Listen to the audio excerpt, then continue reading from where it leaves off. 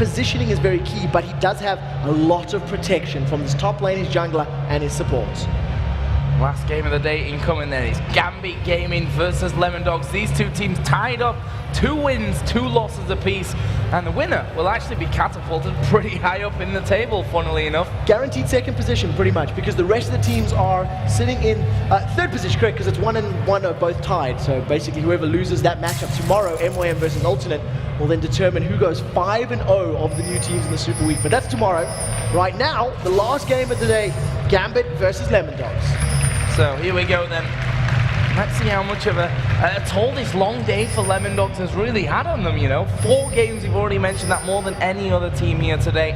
It may have just spurred them on, you know, getting gradually better as things have gone along. Well, I'm really happy you pointed that out, because out of the games that they've won, they've defeated Ninjas in Pajamas, ex-Copenhagen Wolves, they've defeated Evil Geniuses, the old LCS teams, the new LCS teams. Oh, we'll get back to the second. Dexter's been caught out. Yeah, he actually really well dodging the grasping route there, and he probably would have been dead if that route would have landed and they were able to push in onto him. So nice little bit of work. Risky stuff from Dexter coming out earlier on. Not sure if it was 100% concentrated when that actually went down, but it's been a long day. A bit of a crazy start. But he manages to get away safely, and good presence of mind to realize the Stranglethorns had been casted, so he knew the direction it was coming at. You can tell by the direction Zyra is facing when she begins that cast, and he just sidestepped it once and carried on running. And as I was saying, Ninjas in Pajamas and of course Evil Geniuses have been beaten by Lemondogs. The only teams that have beaten Lemondogs so far is Alternate and MYM, who are currently 1-1 in the ladder. The new teams have not lost to the teams that remained from the spring split. Not once throughout today. Yep. And yesterday. That's exactly the story of it. The new teams are climbing the ladder, and right now we're going to see whether or not Lemondogs can continue the trend, or whether or not the Russian overlords will be bucking them out this time. Well, they've certainly had a tough time of things with Gambit, obviously bringing Darker in as the new support to replace Edward, who's gone stateside for Curse. To varying degrees of success as well, we should probably admit that one, but as is such, both of those teams then become new lineups, and that's why those shaky starts can happen. But this is a fresh game here, and we'll see what Darker brings to the table with the Zyra that he's chosen for this game. I very much liked his Zyra when Gambit were playing against SK Gaming earlier in the day. He was able to really turn the tide at some of those team fights, and a number of Stranglethorns were extremely important. He survived a 3v1 tower dive in the top lane. He set up a massive team fight in the river, and he was able to control the mid lane fights later in the game. So if he can repeat the success, we'll most likely see Livic levels of team fights, victories coming out for Gambit. So Darian against Zoro Zero in the top, and already Darian having a bit of fun with him there, switching out to the hammer and laying down the law from that one. And very interesting to note that Jace has actually started with the Biscuit. So he's put a number of points into the utility spec, most likely going for some of the regen. I'll double check if he's got some lifesteal in there as well, so maybe going as deep as that. 6% lifesteal currently in there as well, so gonna get a little bit of that in there, so definitely working into his favor, which is quite nice, and it'll just give him a little bit of extra sustain to survive the seismic shards and ground slam poke that is coming out of Malphite. So where are we expecting the action to come in here for one of the first times today, maybe even the first time today? Well, we will fail at have disconnected. We should be getting a pause in here in just a second from that one. There we go. For one of the first times today, we're actually seeing a normal, I say normal because this has actually become the unnormal somewhat, that top laners in the top lane, mid laners in the middle, and the duo lanes down bottom. So we'll see how this match does pan out later on, but I think that the mid lane will probably be the most explosive. I think that the lower levels, Orianna will be able to bully Zed around, much like we've seen Orianna on Kha'Zix in the previous game. Just get those auto attacks down, use the range, use the command attack, command dissonance. Once they hit 6, there is insta-burst potential from both targets. They can kill each other very quickly with their base numbers. Top lane is all about poke. Whoever gets the poke to stick. And in bottom lane, it's CC. If you're caught by a bubble or caught by a root, you can die. So there's potential in all of the lanes, but mid lane's probably the most volatile. Okay, so just to give you guys here in the audience and at home a little bit of information, apparently we do have a couple of network problems here that have resurfaced, and as you can see we have the IT guys and our Riot admins behind them there just to make sure that all the problems are going to be sorted out. Here we are going to have a quick on pause just to see how the whole situation is going down. Hopefully it will be resolved here shortly. Yeah, at the moment right now, there's been a number of connectivity issues. It's a pretty big event with a lot of things that can go wrong. There are a lot of PCs connected to the network exactly, and a lot of events and streams and all sorts of action going on, so a few technical hitches are to be expected. And we've actually had a pretty flawless day. We're sitting very close to on time, and the games have been good, so I've definitely been enjoying it. WeWillFailer has reconnected, but he's instantly quit. So basically we just trial and error right now until we can get the situation a bit more stable for these two teams for the final game of the day. Yeah, as I said, all under control for that one, but I guess we've got a little bit of time here to review what we've seen so far. I mean, it almost seems like we're harping on about this whole new teams versus old teams thing, but it is really the biggest storyline so far. And it's a fantastic one because there's new teams in North America that have picked up wins, lots of new teams in Europe that have picked up wins, even more dramatically and drastically than stateside. And I think one of the things that the LCS teams may have taken for granted was knowing their opponents. And I was having a chat with Technolink regarding this matter, and we were talking how the newer teams have got this wealth of information to draw from. They've been able to build strategies and innovate how to defeat their opponents. And I don't believe the LCS teams have put in their due diligence for these new guys. I don't think they've scouted as hard as they've needed to or prepared as many compositions as they needed to. The thing is, if these new guys have done it smart, they've just had 12 weeks of the spring split where all these LCS teams will have wanted to play against them to test out all the strategies that they were bringing into the later weeks and even into the summer split. And they didn't have to play what they wanted to play against the LCS teams. They could just soak up that information and say they tested that against us a few times and that against us and that against us. They're probably going to be doing something similar to that. Let's prepare for that one. And you know, from Fnatic, from Gambit's side of things, it's definitely hard to research these teams that have come into the LCS. And that is exactly what Alternate told us, exactly what Aranea was chatting about back then. We were talking about the Lissandra picks and how Fnatic had locked them in, and he was saying, we always ban it against them, they always ban it against us, because they'd scrimmed it. They had practiced those compositions against one another, and they'd gotten feels for how it plays, how it fits the meta, how they can, take advantages. Fnatic played a strategy against Evil Geniuses where they locked in the Xerath and the Lissandra. Two champions that are very unorthodox in the current competitive scene, and while it was not successful, it shows a willingness to try new things in much the same way Gambit did APE and Fiddle. So it's interesting that even the old teams are trying new, but to lesser degrees of success. So WeWillFailer has reconnected here. Obviously we are just a little bit behind, so hopefully that issue will get tested in here and maybe resolved in just a few seconds. So don't go anywhere. Yeah, we're hoping for the best right now. Of course, if we can get into this matchup, it will determine who is going to go 3-2 and who is going to go 2-3 right now, because a couple teams sitting down at the bottom of the table at 0 and 4. And I think the matchup that everybody's looking forward to is tomorrow. MYM versus Alternate is probably going to be the matchup of the day, just the matchup of the weekend, because both of these teams have gone undefeated. One of them is going to go to home 4-1. Well, that's the funny thing, that is going to be the game of the week, not the first one, Gambit versus Fnatic, but Meet Your Makers versus Alternate, which, I don't know, is the beauty here of the LCS, that we are seeing so many surprises coming out in this one. But we are back into the game here. Seems like the problems have been resolved, and we can get things back underway. Quick update on it, it's 3 minutes and 30 in, no first blood just yet, no towers going down. Still very early doors between these two teams, and as we said, pretty standard lane setups, if we can call it standard anymore, with the dual lanes facing off in the bottom, Orianna versus Zed in the middle, and then of course Malphite Jace in the top lane. And pretty much as predicted, if you look at the HP bars on the sides of your screen, you'll notice that Zed was a little bit lower than that of Alex. She's using the range of Orianna to poke him down. Nukeduck was forced to back away a little bit, rely on that rejuvenation bead to keep stocking up HP, and this is something that we've seen when 3.7 was introduced, and some of the statistics on the HP pots were changed around and whatnot. Buying a rejuvenation bead, keeping it for a prolonged period of time, and basically earning that money back by regenerating your HP. So instead of buying multiple pots, you just buy the rejuvenation bead, sell it for a portion of its cost, and you lose 30 or 40 gold, but that would have been one potion, and you use it for the period of time that would have got you 5 or 6. Exactly. Very cost effective. That's the big point of that one. Really interesting how Tabs performs here on Twitch. It's an AD carry that we've not seen him on just yet. We were, the guys on the LCS actually touched on that, and maybe we're going to have to see him bring something new to the table here. And Twitch is definitely that champion. And he's farming very well. Twitch has got a pretty strong laning phase as long as you can keep getting your stacks of poison down and then getting that expunge going down. So you can see he's got a 6 CS advantage with a pretty decent wave in front of him. In addition to the damage, he's also got the Nami on hit that's always going to play into his favor.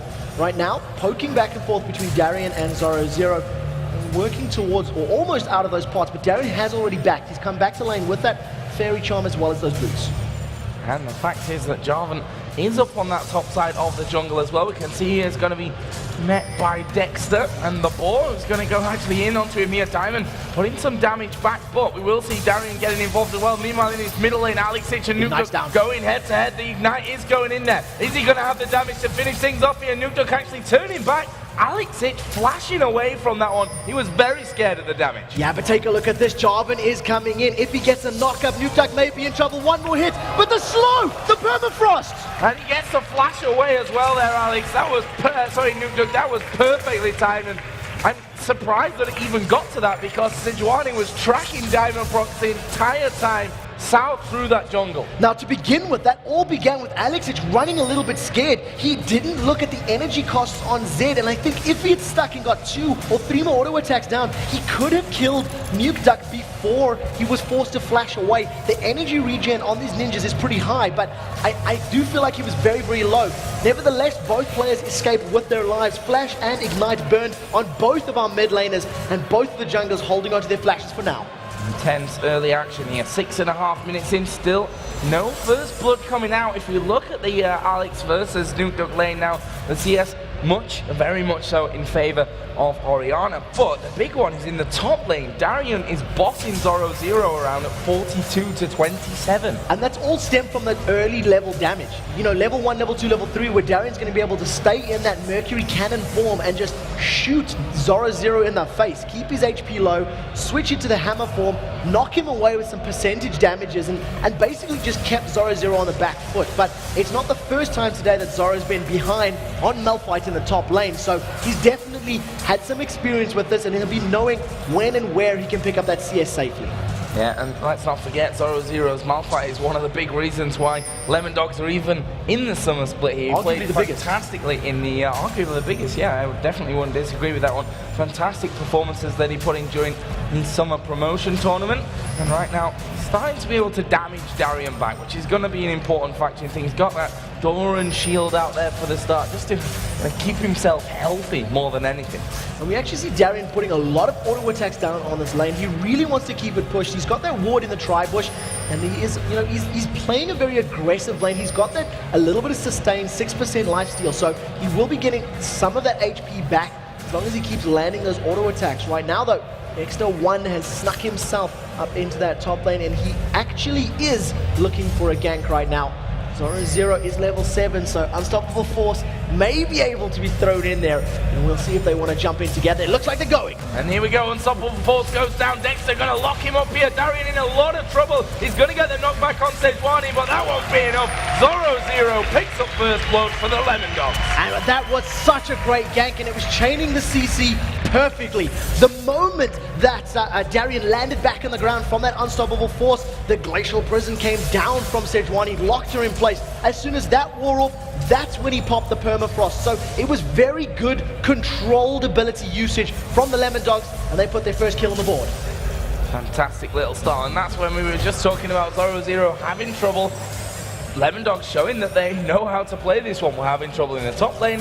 Let's try and equal that one out. Giving that kill over to Malphite, who's going to come back into lane with boots of speed and a giant belt with wards, with potions as well. He's going to be safe up there. Jace comes back in with a Tia, plus a second Doran's Blade and the boots as well. So that's definitely going to give Jace a fair amount of sustain. Double Doran's plus 6% HP. While it is still small numbers, it is going to be enough to keep him in lane for prolonged periods of time. So we'll be seeing him basically just try farm this out and maybe playing a little bit safer. Now that he's got the Tia, he wants to stack it up, he wants to farm effectively, get that Brutalizer, and then start getting more damage.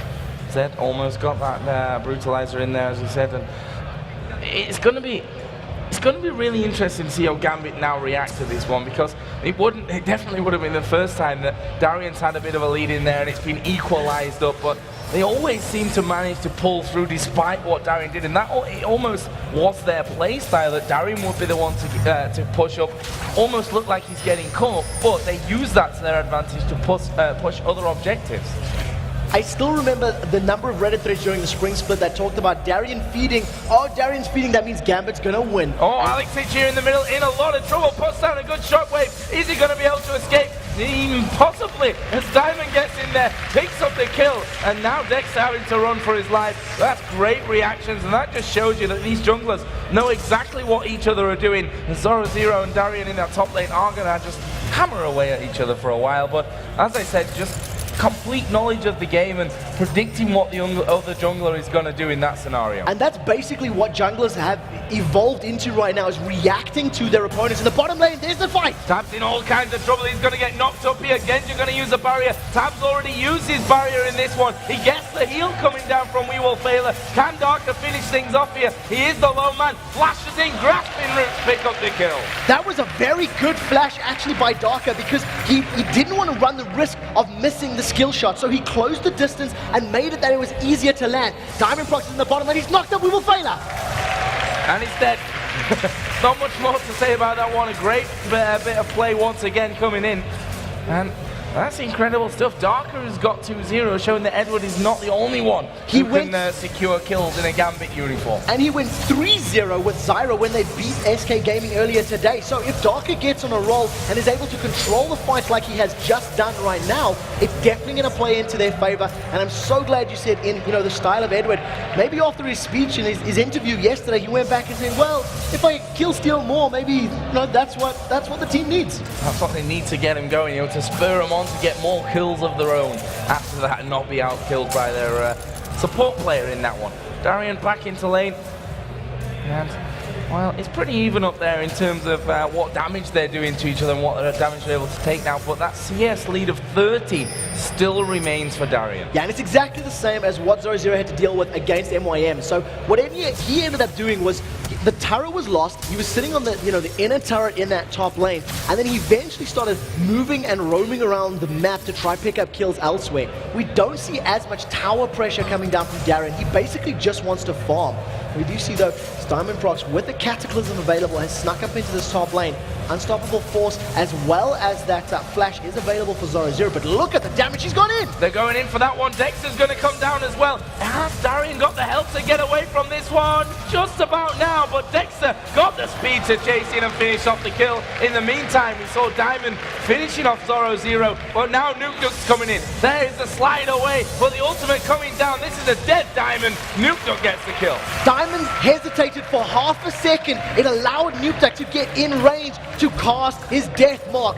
That meant at the moment he started chasing down Diamond Prox, as Diamond was flying through the air, the death mark flew along with him. He chased him down like only a shadow can and secures themselves another kill. Lemondogs, while they are a kill behind, they lost that dragon and they are falling a little bit further behind as far as gold is concerned. Yeah, and in the meantime, Alex may just get the finisher on this turret here. He's got 3 caster minions with him. Next wave is not quite up to his turret just yet, but he may decide to tank it out there with that command protect. No, not quite. Got the damage coming off his auto attacks just at this second. For that one, in the bottom lane, things being frozen out somewhat, but Nukeduck in the top has managed to get a good chunk of damage, but again, no turret down. So we do see a Vamp Scepter in that bottom lane in the hands of Genja, so that's definitely going to help him out, just keeping healed up, especially because Zyra obviously offers no health regen or sustain for his teammate. We Will Fail Her, on the other hand, with Nami, is going to have that ebb and flow to heal up his carry and just keep Tabs a little bit healthier. You see Tabs is also trying to work towards those Berserker's Greaves with that attack speed dagger. Basically, he wants to sidestep and avoid those grasping roots, because if he gets caught in a rat trap, he's going to die. Yep, right now, Mana Moon is actually being finished off here by Jace, which, getting that in there for those early auto attacks, because quite frankly, he's using a lot of them anyway, so why not get it stacking up as early as he possibly can. Take a look at this. Two members of Lemondogs, they're sitting up in this top lane tower. The tower took a lot of damage from earlier on. Nukeduck does have that death mark available in a couple of seconds time. It will be up in 10 seconds. And you can see Darian's like, hang on a minute. Malphite went mid. He's afraid of me. Where is Zed? Because he's missing on the map. Yeah, and a really wise choice there. Actually, Jade's coming around the side of Ward. Did just time out in that middle lane. We are going to see the turret finished off by Diamondprox. That will be turret number 2 of the game. After that bottom one went down, Genji getting himself the red buff as well from his side of the map. And I really like how Diamondprox approached that tower. He walked up and threw his Damascene Standard behind him. He hit the tower and then instantly got out. He was basically saying, well, even if anybody does come to chase me, I've got that, that leap that I can get away. What we do see from Zero moving into that mid lane is a response basically saying, I can't deal with Jace and I don't want to lose like I did earlier to Cubon. So I want to play a bit safer. I want to go up against a matchup that maybe I've got a little bit of a better chance. Almost got that Sunfire Cape done though now, and that's, when he starts to become a little bit more difficult to bully around in that form. You see that Tab's trying to get himself back up to speed in terms of the farm as well. Darian hammering away with that W1, just getting a good couple of shots off onto the turret. Diamond is going to be waiting here again. Got 2 kills to his name up until now. Certainly wouldn't have a problem with taking Nukeduck down one more time. Who's actually going to have to probably back away from this tower. Too much damage from Darian and Diamond. What I really like from Gambit though is that they went from this sort of passive laning phase to saying, okay, well, we can get that kill in the tower in the bottom lane, then Dragon, they're like, go for it. Push middle, send the champions and get as much damage as you can. Push top. Jarvan went up there and got it as quickly as possible. Dragon will be respawning shortly, and with those towers down, expect Gambit to group up in and around the river, get the vision done. You can already see they've got 2 wards there, and basically challenge for the second dragon of the game. Zed's actually keeping Darian up that top side of the map now for now though, pushing that minion wave straight through on towards the turret, and Gambit will want to keep Lemondogs at 0 turrets for as long as they can in this game. As you can see, the wards are down. Got full vision of that bottom side. Nice pink ward up by the Nukeduck's going in on the top lane. He's caught Darian. Darian is in a lot of trouble, but Nukeduck underneath the tower won't matter though. That death mark just too much. Basically, if Deathmark did not make Nukeduck untargetable, Darian would have been able to get enough damage down to actually pick up that kill there. He was unable to get any of his abilities in hammer form down, which basically meant that Nukeduck was able to tank up the tower and get away safely. So he'll be very happy with that pickup. That was a pretty free kill, and it's earned him that double attack speed daggers to complement his Bilgewater Cutlass. Genji has been slowed. Ultimate coming down onto him there. Zero was off the side. He does have unstoppable force available for any encounter that happens down by that dragon area. Pink wards all over the place here as well for Lemondogs. Let's see what they can do with it. Alex just walking over a ward. Diamond will suffer the same fate, so they know that Gambit are hanging around. So this is something that I just noticed from that ability usage there from Dexter. Not afraid to throw out the Sejuani ultimate, the Glacial Prison. It is level 2 right now at level 11, so that means it's a 75-second cooldown. And we've seen the same thing from Hercubot as well when he was playing Sejuani. Not afraid to just lob it out, just throw it.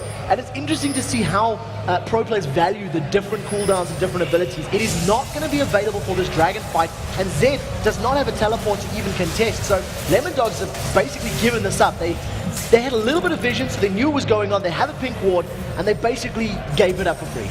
Yeah, freebie there for Gambit. Lemondogs trying to capitalize on that somewhat by putting damage onto the middle tower. They will take that top tower as well by a Nukeduck, who finally, after so much persistence, will be able to push through from that. But look at Gambit there sauntering off up this middle lane. Twitch is off to the right-hand side of the jungle. They may be able to get some good damage onto it. Genji's missing though. This is the exact same thing that happened when they were playing against Evil Geniuses. Gambit were grouped up as 4, and Genji was solo pushing a lane, not there in time when the fights broke out. So he's going to need to sync up a little bit more with the rest of his teammates and be there when those fights erupt, because his ultimate and his damage is going to be crucial to controlling these fights.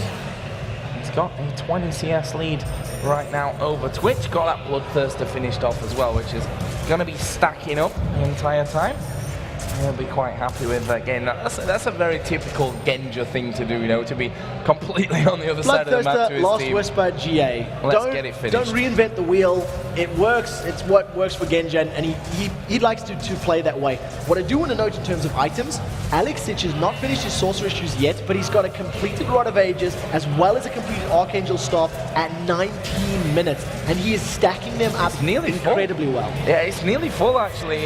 634 out of 750 mana right now, so not going to be too long before that Zerus Embrace is all finished for Alexic. Let's see how this one goes. He's going to get himself that blue buff as well. Always a bonus with Orianna. Basically, 3 towers, 2 dragons, plus 200 CS at 19 minutes equals OP Orianna.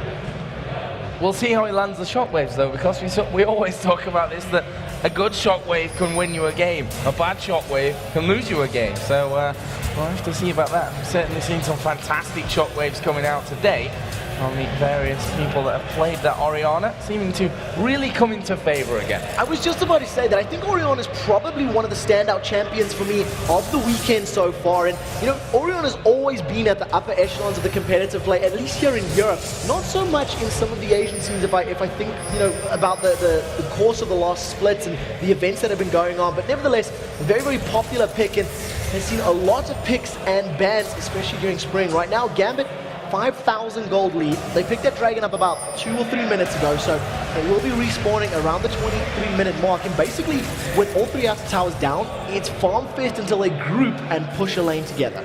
Yep, Darker now actually got himself a pink ward in there with the Ruby Sightstone as well. So he's going to slowly but surely start getting those wards down in the jungle from the Lemondogs and start to really strangle that jungle away from them. Take as many creeps as he can, try and catch a couple of men out, and then they can start pushing here. We can see that middle turret already taking a lot of damage as Darien here is going to be in a little danger, I think, there from Nuke Duck, who's just saying, well, I'm going to take these minion waves as they come to me and try and completely throw all your CS off. So he's basically got the Blade of the Ruined King to sustain and survive any of the damage that's coming down into him, and because we've seen a giant spell picked up for Darien, he's able to survive the burst that Zed has at this moment in time. It also signals that they basically want Darien to deal with Zed when Zed is split pushing. He is one of the strongest split pushing champions thanks to his wave clear and his excellent escape ability. And of course, if you send one person to deal with him, he's just going to assassinate you. Right now, Gambit, with the map control, steal away the blue buff. Steal away the blue buff, you know, not the biggest of deals in the world when Zed doesn't obviously have that. It'd be nice on Zed 1, be nice on Malphite as well. But the big thing is that, you know, Alex, if he times it right, can have pretty much a constant blue buff throughout his times here on that Orianna. So that's the real danger. Has picked up now that Seeker's Arm Guard, and his Zerus Embrace is now fully stacked up. And I think the Gambit have probably got the strongest dragon control presence out of any team here in Europe. They've got the ability to be there when it spawns, to put the wards down you know, minutes before, and really just ensure that the rhythm of the map flows in that direction. And exactly like you said, because they've got the timer and the control of the bottom half of the map, they'll extend that over to the blue buff and just keep denying that resource from their opponents. The gold is getting a little bit less as Nuke Duck is able to pick up the second tower of the game, but we haven't seen any big fights. It's just been these small skirmishes, and until we see a big engagement, whether or not Lemondogs can control that fight and land their ultimates will determine who will win. Yeah, much slower paced game this one, that's for sure. And that's because of their situation right now. They will both teams want to end the night here with a good, solid victory.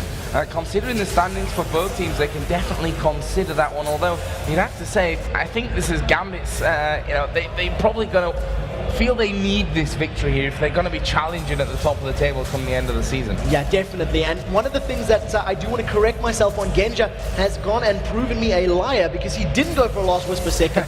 He skipped item number 2, went straight to item number 3. He's picked up a GA as his second item, and that's purely because he is terrified of the dive potential of his opponents. Right now, Alexic is actually chasing down Nuke Duck, and Nuke Duck's going well with the Seekers, with the Seraph Shield, and all of that HP. I mean, that's 2,300 hit points on Orianna. He's actually not able to chunk through that until he finishes up this Last Whisper, and maybe a little bit more AD. Look for the Chain of Corruption. Can Genja hit it? This is the hardest AD carry ultimate to land, and no, he does not. Nobody's surprised. Not when there's a flash available there. As we see Nuke put the death mark down. It's going to get slowed here. Can they finish him off? Great ultimate coming out of Dexter. That will stop 2 of them chasing through. And that's the thing. Using ultimates is all well and good, but if they're defensive, you've not got them when it comes to a fight where you need to use it offensively. And very importantly, in terms of ultimates that were used in the bottom lane, Cataclysm as well as that Chain of Corruption. Yep. So it is a big ultimate from Jarvan if a team fight breaks out, but they have the pressure and the ability to dive. Nexa has jumped back in, taken a lot of damage, and he's in trouble. Yep, Nami gonna throw the tidal wave down there as well. Zoro trying to stay at the front here and do the damage. Does have that unstoppable force if they do decide to go in, but it's worth noting Shockwave is still up from Alex Ich, and that's gonna cause devastation if they allow it to land. And with the composition that they've got, the Jace as well as the Varus, and of course Jarvan and Orianna, who are no slouches when it comes to auto-attacking, they can kill towers very, very quickly. They've all got a lot of damage. You've got attack speed steroid on Jace, attack speed steroid for the team in the hands of Jarvan, as well as those plants that are even going to deal some damage if you spawn them in front of the turret. So very good control. That's the third dragon of the game that's gone to Gambit, and they've once again extended that gold lead thanks to the tower and that dragon. But still, not the high action mass fighting that we've really become used to, I think we can say today, and yesterday as well, throughout this first weekend of the summer split. This kind of goes back to the spring split first sets of games for each team, where we saw both feeling each other out, not wanting to make any mistakes, not wanting to be too aggressive, not wanting to give anything away, and that's exactly what both teams are going for right now. And you have to wonder, as the game goes on, who's going to become the strongest, where these opportunities are really going to arrive from.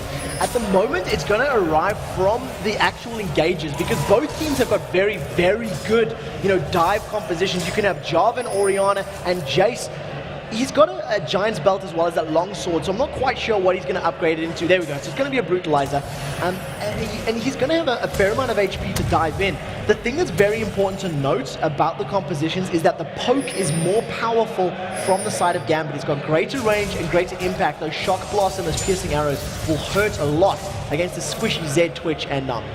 Yep, and you've got the ball that's going to be in there, and you never quite know when he's going to press R and drag you all in. So that's something they've got to really keep themselves on their toes right now. Gambit's starting to gather around that inner turret in the middle lane. There's nothing that Lemondogs can do about that one. They were forced out of position, and that is turret number 5 taken down for Gambit. They're happily going to base race without Zed there, even if Lemondogs get a great engage. It's going to be 5 versus 4. They have gone in. There's the Glacial Prison. Wait for the unstoppable force from Zoro Zero. Yeah, he's waiting for it here, but he's already down to half HP, as we are going to see Stranglethorns go in. Inhibitor turret has gone down. Zed is actually coming back, but they're going on towards Tabs. He's destroyed from that one. Tidal Wave comes across the side as well, but the Inhibitor is going to fall. The bubble not quite landing out of We Will Fail Her, and that is Inhibitor number 1 for Gambit. In this particular situation, Lemondogs overestimated the power of their ultimates and the threat that it posed, because Zed was split pushing. He was trying to get that bottom inner turret. Gambit pretty much said, look, we don't care who you are, we don't care what champions you are. The objective is to kill towers in the Nexus, and they played the map.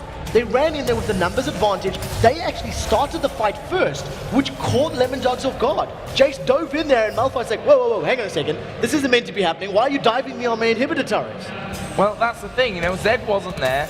They just destroyed Tabs, and Alex was quite happy to use a shockwave to lock Tabs up, because once he's gone, where's your damage from? Is it from Zoro Zero? Is it from Dexter on Sejuani? Is it from Nami? No, it's not at all. Basically, that R button became the backspace and just deleted the rat. He simply popped. The Cataclysm was dropped in it, and then once he was gone, the fact that Zed wasn't there, there was nothing to follow it up. Absolutely nothing. I don't think Zoro Zero even used his unstoppable force there. So, the Sejuani ultimate was put down. It only caught 2. That made Zoro Zero hesitate again, going, well, if I unstoppable, it's not even hitting Genja because he's not the one that was, that ate the Sejuani ultimate. So, basically, they didn't sync up their ultimates, and the Wombo combo is once again falling behind. This is the trend of the day as far as the summer split is concerned. Yeah, Malphite definitely doesn't have the best statistics so far in the summer LCS.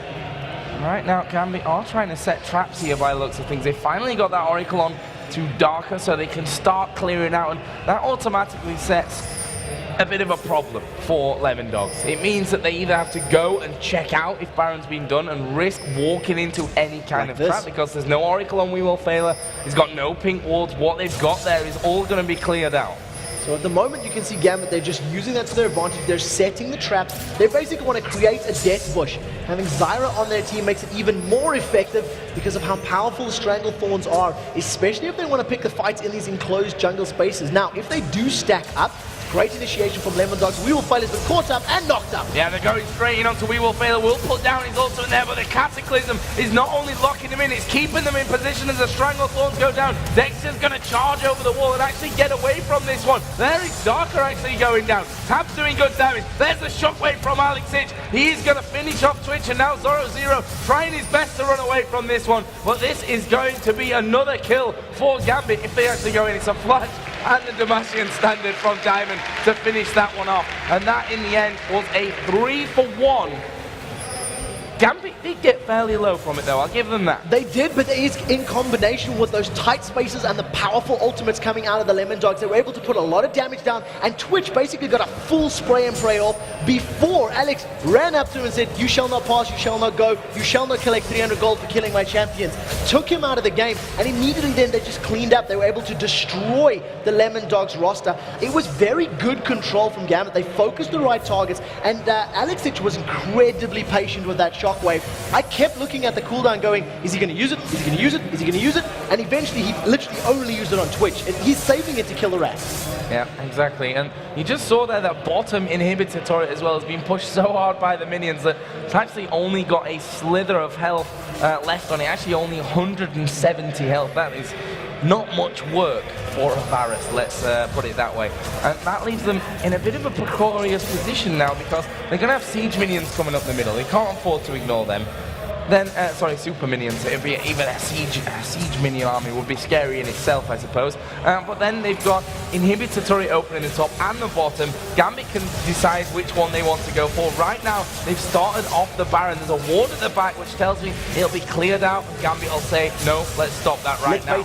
They realize they may be able to catch somebody. They've got that acceleration gate, which is a very powerful combination, especially when you combo it with the dissonance. That's a lot of movement speed. Darien may go Manecue cannon form, and a very, very good tidal wave will knock them away. Wait for the fight here. Zoro is thinking about it, but that's a massive gold difference, 10,000 gold. And wisely, they back away. Yeah, nicely done. But they can keep setting those traps, Gambit, here. They can do that over and over and over again until they finally do get someone from Lemondogs that's just a little bit too far pushed up from that. Right now, they say, okay, let's have a dragon, bit more gold to add to all of those future items. Genja does now have that last whisper, so you were correct. In a way, he switched them around because he wanted that let's be honest, that's the survivability. easiest prediction in the entire LCS is what Genji's going to build. He did mix it up and go for a triple Dorans in their first couple of losses, but immediately dropped that as it wasn't panning out for him. Right now, though, with that vision control, they're going to start off this Baron again. And, you know, if they decide to peel and chase, you cannot underestimate the power of that acceleration gate plus the command dissonance. Diamond, he's baited out We Will Fail, he's caught him. He's gone straight in there. He's going to put the Cataclysm down, and that will force the flash out of We Will Fail It. And we should mention that aside from that Cataclysm that's now down, the tidal wave from Nami over for Lemondogs is also not there. And if they're to win a fight, especially in the jungle, that tidal wave would probably be one of the biggest instruments in doing so. Basically, the tidal wave will prevent a chase. Right now, Zoro is moving very, very close. The Baron is low, and they're late. If he does not get out of there very quickly, another chain of corruption misses. Nobody's surprised by that one. Alex Ich, can he get a command shockwave? That's the question. There is no Cataclysm from Diamond Prox, and the split is pretty good from Lemondogs. Oh, there we go. Alex actually going in here towards We Will Fail It, and there is the shockwave. Bit overkill, but it does the job in the end. Here we see the fight now in the middle. Nukduk is going to be going in on towards Genja. He's managed to get that GA pop, but will he be able to keep him down after that? Doesn't look that way. They'll allow Nukduk to try to run back here. They've already got 2 down, lost to themselves. Tapt is going to die as well to Diamond's flag once again.